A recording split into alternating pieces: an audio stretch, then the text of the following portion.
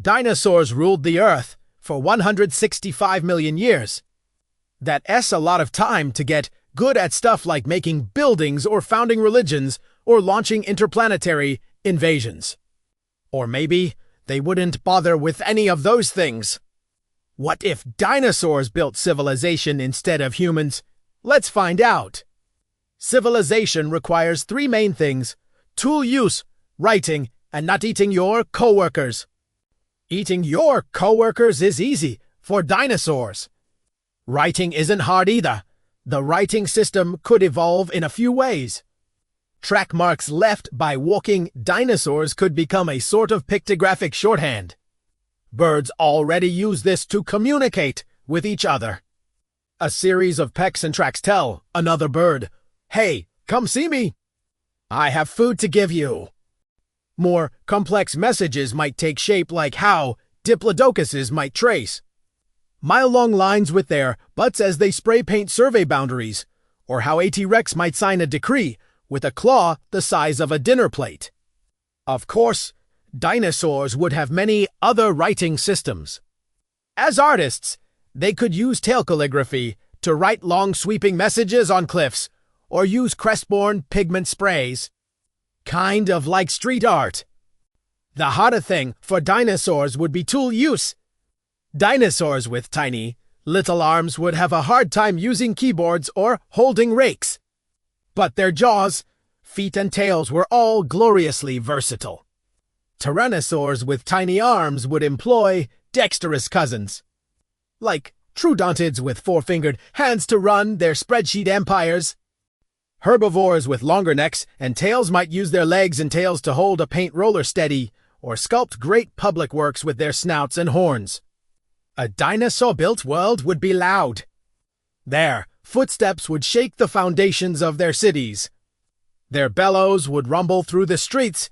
Their wings would beat like a hurricane. Their architecture would reflect their thunderous nature. Skyscrapers would be called basalt. Towers or boneyards, they'd be connected by natural bridges of tail. Vertebrae or networks of vast caves excavated by tunneling relatives of mole rats. Forget cars, skyscrapers, and automated farms, though. All of those things require some level of sophisticated technology. And bringing fire to a world full of dry brush, dry leaves, and dry dinosaurs is trickier than it seems. Dinosaurs could easily discover fire naturally. That's just lightning strikes and combustible brush waiting to happen. But it's unlikely they'd ever use it. They'd see birds burning their feathers, infernos consuming their neighbors. Some smarter animals might test their luck with caution, poking at a fire's edge with a stick or a tail. But a few singed scales or melted nostrils would be enough to put the kibosh on civilization-building campfires. Any kitchen worth its salt would be a river of geothermal steam, boiling giant vats of swamp water. Steaming meat would be the national dish. And because dinosaurs love to eat shrubs, no one would worry about stealing. Stew would cook slowly while everyone ambled off to nibble on a fern, a bush, a neighbor, and nobody would mind. It's safe to assume that wheels would be invented independently from dinosaurs. People and dinosaurs evolved on separate continents and spread across the globe independently, both inventing wheels around the same time. In fact, the wheel would probably appear and disappear a few times in a dinosaur-dominated world. First, some smart cookie would notice how a rock or a log rolls downhill. Then someone else would realize you can roll that rock uphill, too, and maybe put a smaller rock inside the big one to make it easier. Then everyone would use wheels until they realized they were too fragile. Tiny wheels collapse under their own weight. Big wheels carry too much weight. The solution? Make them bigger. Engineers would sit on chariots watching the horizon, waiting to measure the exact moment a large asteroid strikes Earth. Why? Because an asteroid impact will provide just enough force to spin the wheel without shattering it. Later, they would invent levers, pulleys, and counterweights to scale up the design and haul cargo without ever touching a wheel. One sauropod could load a cathedral-sized stone onto a pulley system and win. A sauropod-driven construction crane would scale the heights of the urban jungle. Dinosaur streets would be wide enough for 40-ton accountants to stride comfortably through town squares and hallways. Neckways would replace elevators. Long-necked civil servants would shuttle smaller citizens between terraces in the sky.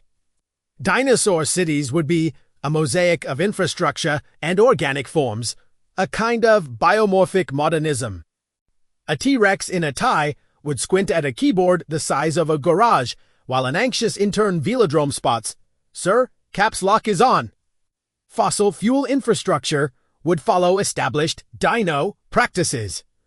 Oil derricks would pump oil the same way dinosaurs pumped water from deep wells. Power plants would combust coal in chimneys, emit carbon dioxide, and avoid disasters by following strict protocols for stomping around on soft terrain. They'd also take advantage of the most powerful renewable energy source in the world, volcanoes.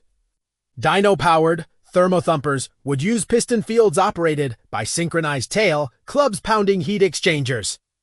Renewable, rhythmic, and visible from orbit. Dinosaurs would take over one industry in particular, dentistry. All those serrated teeth, mouths shaped like banana, boats and handy tongues would lead to an orthodontist on every block.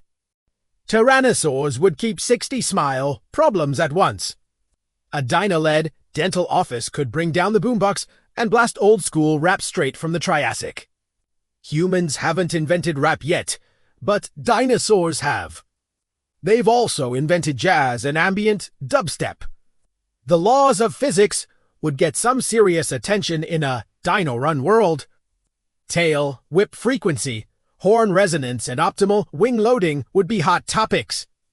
If you wanted to ride the fastest dinosaurs, you'd need to understand the optimum tail whip frequency for bridge resonance. You'd also need to know how to safely traverse a levee without getting pulverized.